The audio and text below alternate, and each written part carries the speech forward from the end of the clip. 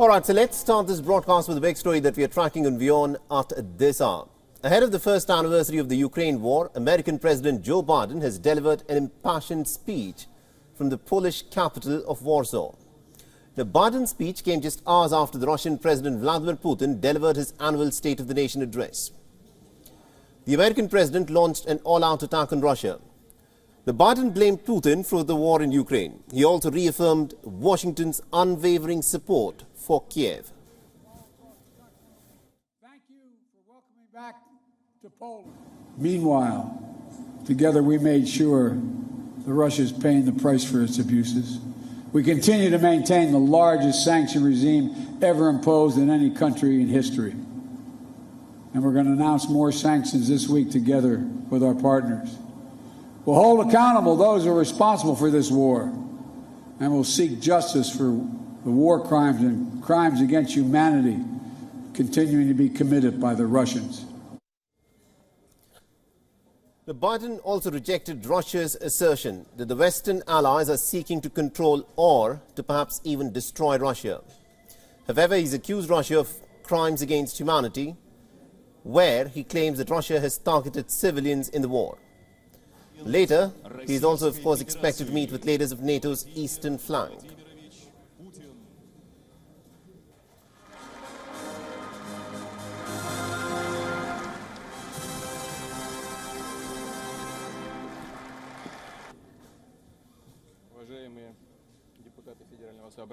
The Russia's President Vladimir Putin also delivered his annual State of the Nation address. The main focus of the address was the war in Ukraine and the impact of sanctions on the Russian economy.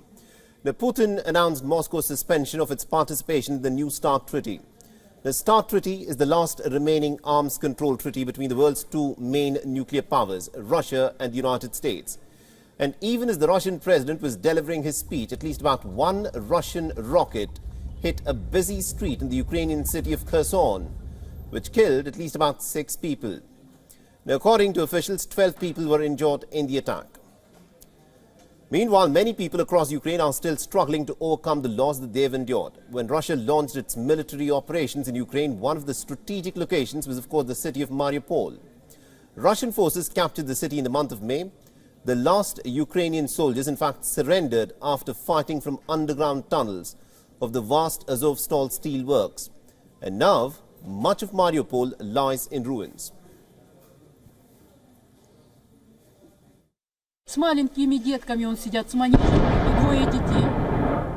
You get up in the morning and you cry.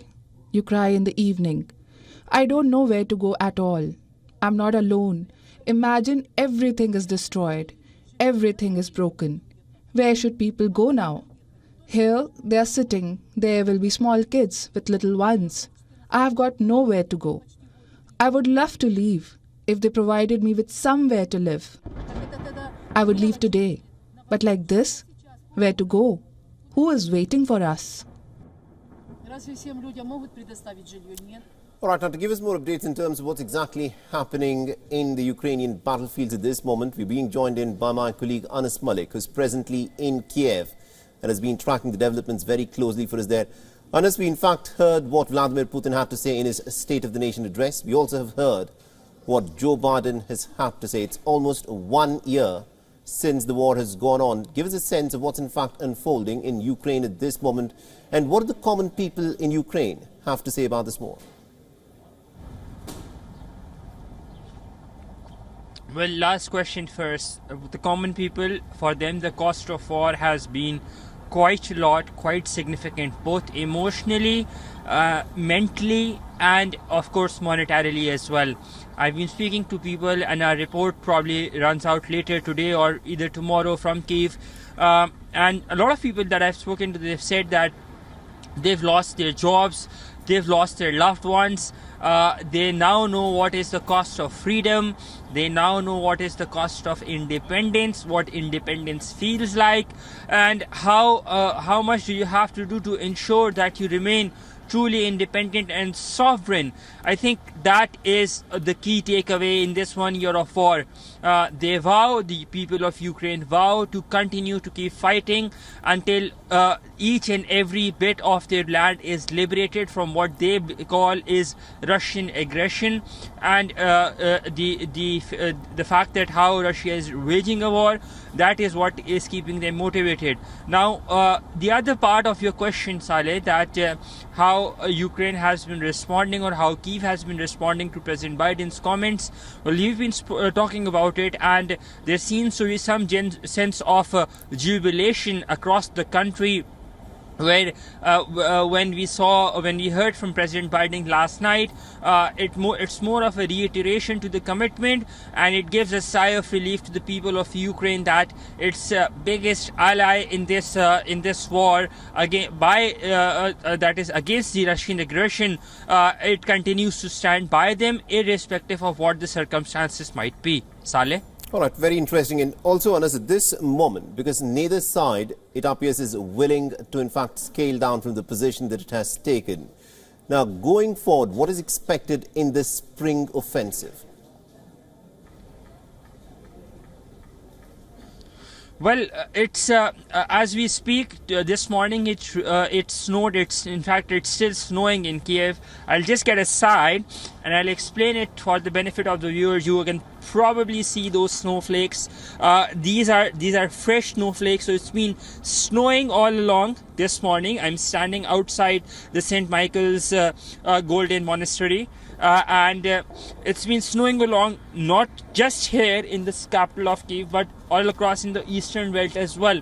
What we're expecting is, as this snow melts, as the weather eases down, that is somewhere towards April, then we're looking at a renewed Russian offensive. And for that, Ukraine is going around. President Zelensky has been saying and calling for more and more weapons from the international community, so that they are well equipped, well armed to fight what they believe is a Russian or an incoming Russian onslaught. And that is what makes the incoming weeks, or the next few weeks, much more significant and important, that whether or not Ukraine would be having those ample amount of supplies. We've seen that promises have been made, but how much of those promises turn into actions on ground, that remains to be seen.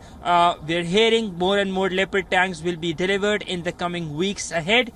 So this is all preparations or run up ahead to the spring counter-offensive or a spring offensive that the Ukrainian and Russian sides both are respectively planning. Saleh? Absolutely indeed, Anas. Thank you very much indeed for joining us and getting us all those updates from Kiev there. WION is now available in your country. Download the app now and get all the news on the move.